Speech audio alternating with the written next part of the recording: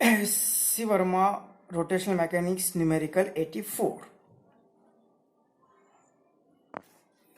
A solid sphere of mass 0.5 kg is kept on horizontal surface.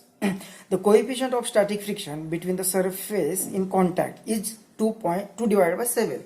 What maximum force can be applied at the highest point in the horizontal direction so that the sphere does not slip on the surface? तो ये जो numerical यहाँ पे इस तरह से एक spear दिया हुआ है और इस स्पीयर को रखा, इसका मास 0.5 kg और इसे रखा हुआ है ऑन रफ सरफेस जिसका कोएफिशिएंट ऑफ फ्रिक्शन होगा 2.7 विद दी सरफेस, और इसके हाईएस्ट पॉइंट पर फोर्स लगाना है और उतना फोर्स लगाना है कि इसके कारण क्या होगी, स्लिपिंग नहीं होगी, उतना मैक्सिमम फोर्स। मतलब यहाँ पे अगर हम फोर्स अप्लाई करते हैं तो ये क्या करेगा, ये यहाँ पे कांटेक्ट में है, मतलब ये एक्स्ट्रा रोटेशन अगर इसे कंसिडर करते हैं तो इस फोर्स के कारण बॉडी से रोटेट होगी। बॉडी रोटेट हो रही है मतलब ये फोर्स क्या कर रहा है, इट प्रोड्यूसेस टर्निंग इफेक्ट। ये टर्निंग इफेक्ट मतलब टॉर्क प्रोड्यूस कर रहा है और टॉर्क के कारण ये बॉडी रोटेट होगी और इसका सेंटर आगे भी चला जाएगा तो ये रोलिंग मोशन में आ जाएगी। अगर ये बहुत ही ज्यादा फोर्स होगा तो क्या होगा, बॉडी आगे स्लिप होगी, तो वो नहीं चाहिए, वो अवॉइड करना है। तो इतना भी ज्यादा फोर्स नहीं चाहिए, तो वो ज्यादा फोर्स की वो मैक्सिमम कितना फोर्स हो सकता है कि उसके ज्यादा वो स्लिप होगा, तो वो नहीं, स्लिप नहीं होगा, वहां तक कितना फोर्स हम अप्लाई कर सकते हैं ये फाइंड करना है। मतलब इतना फोर्स अप्लाई करना है कि उसके कारण टॉर्क ही प्रोड्यूस होना चाहिए। ये था मैक्सिमम फोर्स का जो वर्ड है, इसके पीछे का मीनिंग। मतलब यहाँ पे टॉर्क प्रोड्यूस करना है, स्लिपिंग नहीं होनी चाहिए, बॉडी इस सेंटर आगे चला जाएगा, ये पार्टिकल्स रोटेट होते होते हुए आगे चले जाएंगे, डायरेक्ट आगे ऐसे स्लिप नहीं होना चाहिए।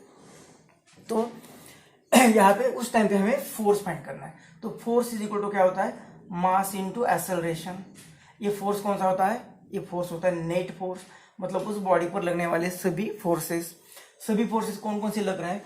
तो हमें बताया कि ये बॉडी रफ सरफेस पर रखी हुई है, रफ सरफेस पर रखी है तो जैसे वो मोशन में आ जाएगी, क्योंकि ये बॉडी आगे भी जाने वाली है, इसका सेंटर आगे जाने वाला है।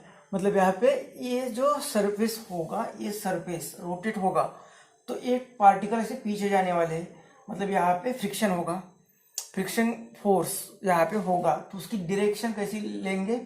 तो रोटेशनल मोशन में क्या होता है कि ये सरफेस, यहाँ का पार्टिकल अगर हम देखते हैं तो ये ऐसे रोटेट होता है, तो ये यहाँ पे आ जाएगा, फिर यहाँ पे, फिर यहाँ पे, फिर यहाँ पे, इस तरह से वो रोटेट होगा। मतलब यहाँ का पार्टिकल अब इस यहाँ पे आ गया, मतलब इस डायरेक्शन में पार्टिकल की मोशन है, with motion of the rim, this particle with respect to surface वो इस साइड में जा रहा है, तो फ्रिक्शनल फोर्स इस डायरेक्शन में होगा।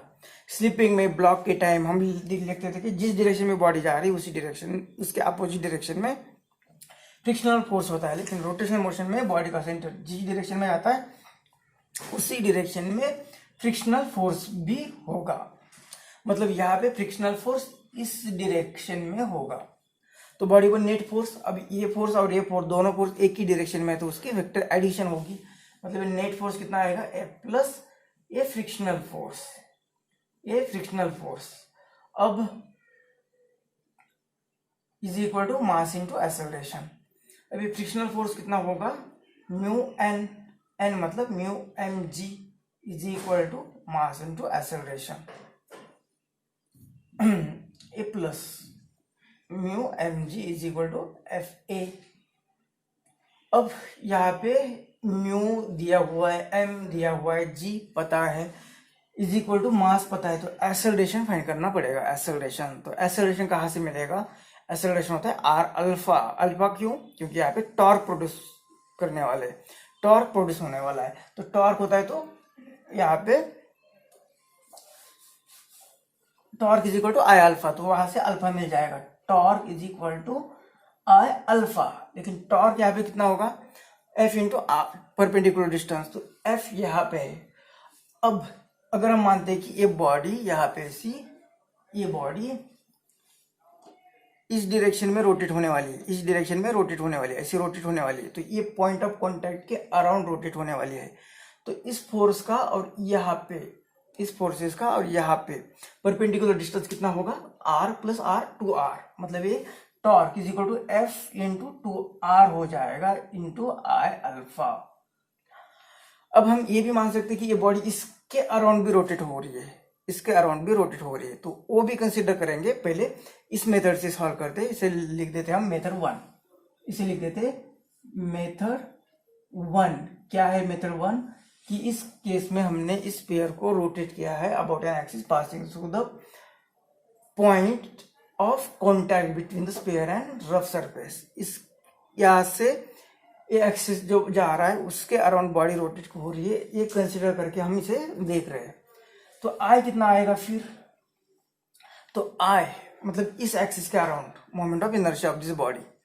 यहाँ पे हमें पता है यहाँ पे कितना होता है, तो ये आई यहाँ पे कितना होता है, ये होता है स्क्वायर के लिए 2/5 mr²। लेकिन यहाँ के लिए फाइंड करना तो हमें प्रिंसिपल ऑफ पैरेलल एक्सिस लेना पड़ेगा। तो ये प्रिंसिपल ऑफ पैरेलल एक्सिस, तो ये कितना आ जाएगा आई, तो ये 5 + 2 7/5 mr²।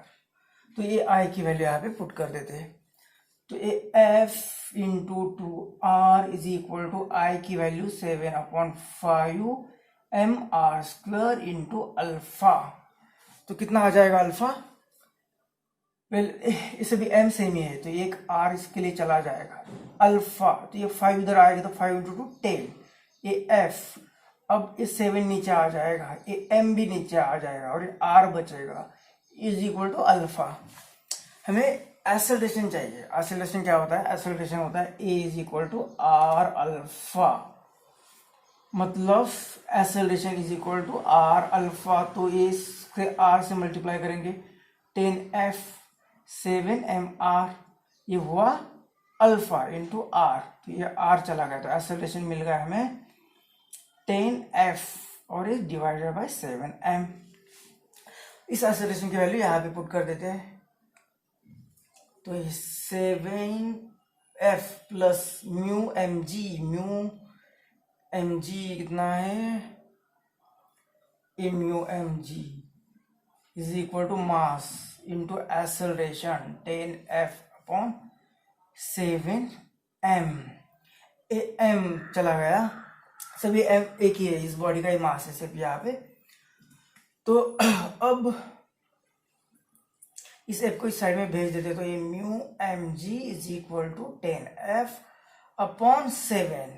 अब ये गया इधर माइनस होने के लिए, तो ये कितना आ जाएगा, 7f - 10f मतलब 3f/7। ये है म्यू mg, हमें f चाहिए, तो f कितना आ जाएगा, 7 इधर आ जाएगा, तो ये f = 7 म्यू mg/3। तो इतना फोर्स, ये फोर्स मिल गया। अभी उसमें से सिर्फ वैल्यू पुट करनी है, तो ए एफ की वैल्यू मिल जाएगी। तो एफ = 7, म्यू की वैल्यू 2/7, m 0.5, g 10 या 9.8 डिवाइडेड बाय 3। तो ये 7 इसके लिए चला गया, और ये 5 × 2 10, एक डेसिमल चला गया तो 1, तो 10/3 ये आ गया 10/3। और 3 से कितने भी बार डिवाइड करो ये इतना ही 3 बढ़ता ही जाएगा। तो फोर्स आ गया इतना न्यूटन। तो हमने ये फोर्स की वैल्यू फाइंड कर दी, और इसे मेथड 1 कहा क्योंकि हमने ये moment of inertia of this body ले लिया था about an axis passing through this point, मतलब point of contact of the sphere and surface. अगर इससे लेते हम तो किस तरह से सॉल्व करेंगे ये भी करके देखते हैं। अब मेथड 2 क्या होगी, तो मेथड 2 में हमें क्या करना है कि इस पॉइंट को हमें एक्सिस ऑफ रोटेशन मानना है, इतना ही डिफरेंस, बाकी कुछ नहीं करना है। तो यहाँ ये अगर एक्सिस ऑफ रोटेशन लेना है, मतलब ये जो बॉडी अगर हम देखेंगे तो उसका ये फोर्स क्या करेगा, इसके अराउंड मतलब अगर रोटेशन लेना है तो ये इस तरह से, ये फोर्स के कारण ये बॉडी इस तरह से रोटेट होगी, मतलब इस डायरेक्शन में टॉर्क प्रोड्यूस होगा, और इसके अराउंड मतलब इस फोर्स के कारण ये ऐसे ऊपर, मतलब ये इस डायरेक्शन में टॉर्क प्रोड्यूस करेगी, इसे टॉर्क 1 टॉर्क 2।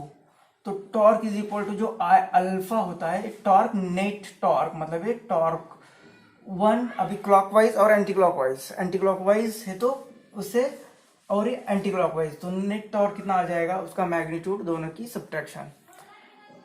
तो एफ इस ये टॉर्क कितना आ जाएगा, फोर्स इंटू ये आर, और इसके कारण एफ ए फोर्स और ये आर, तो इतना टॉर्क आ जाएगा। तो ये net torque F R minus F are,